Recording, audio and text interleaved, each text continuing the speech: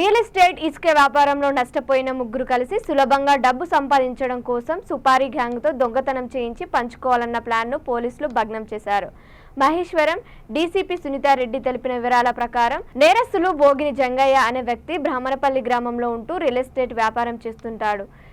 ఇతని డ్రైవర్ శేఖర్ రెడ్డి ఇసుక వ్యాపారం చేసే ఎండి మైమూజ్ స్నేహితులు.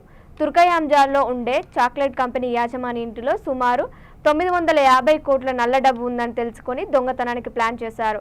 రెండవసారి ప్లాన్ ఫెయిల్ అయిన సమయంలో ఇంటి యాజమాని ద్వారా సమాచారం అందుకున్న పోలీసులు మూడవసారి పగడ్బందీగా మాటు వేసి దొంగతనాన్ని వచ్చిన వారిని పట్టుకున్నారని డీసీపీ సునీతారెడ్డి తెలిపారు. ఈ విలేకరుల సమావేశంలో ఇబ్రహీంపట్నం ఏసీపీ రాజు, సిఐ రాఘవేందర్ రెడ్డి పాల్గొన్నారు.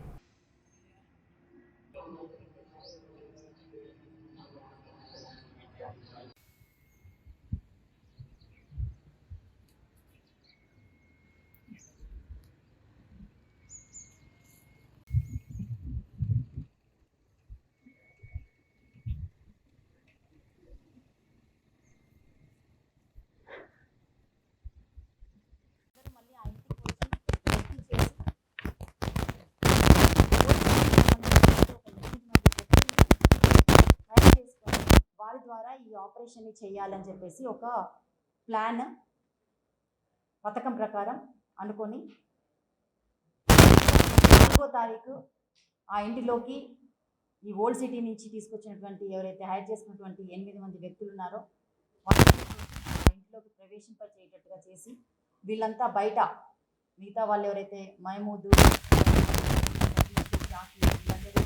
బయట కొద్ది దూరంలో వేచి ఉంటూ వీళ్ళందరినీ లోపలికి పంపించి చూసినప్పుడు అక్కడ సీసీటీవీస్ ఉండడము, తర్వాత లోపల డోర్స్ లాక్ వేసి అవి కొంచెం వీళ్ళకి ఫెసిలిటేట్ చేస్తున్నట్టుగా లేకపోవడం వల్ల దాని నుంచి వాళ్ళు మళ్ళీ విద్యుత్ అయిపోయి వెనక్కి రావడం అనేది జరిగింది.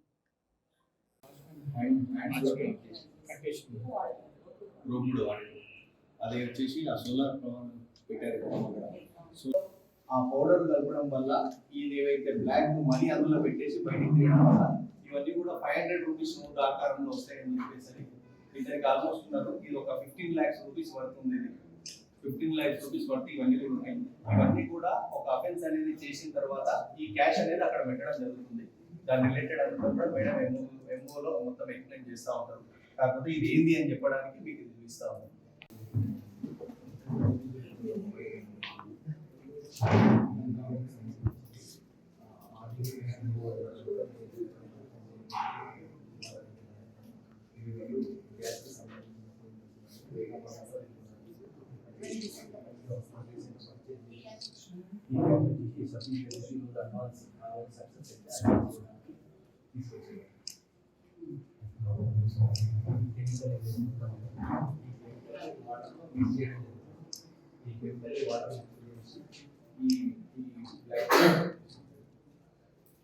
అందరికీ మీ అందరికి తెలియజేది ఏమంటే ఇక్కడ ఈ దగ్గర కనిపిస్తున్నాయో ఇవన్నీ కూడా బ్లాక్ పేపర్ అంటున్నాం కదా, బ్లాక్ మనీ. వీళ్ళ దృష్టిలో బ్లాక్ మనీ. దీనికి సంబంధించింది ఒకటి లిక్విడ్. ఇందులో ఒక అఫెండర్ సతీష్ అని ఉన్నాడు. ఆ సతీష్ సంబంధించి ఈ లిక్విడ్ మేడం వివరిస్తారు మొత్తం ఎంఓ చేసినప్పుడు. మీ అందరం కూడా మళ్ళీ క్లియర్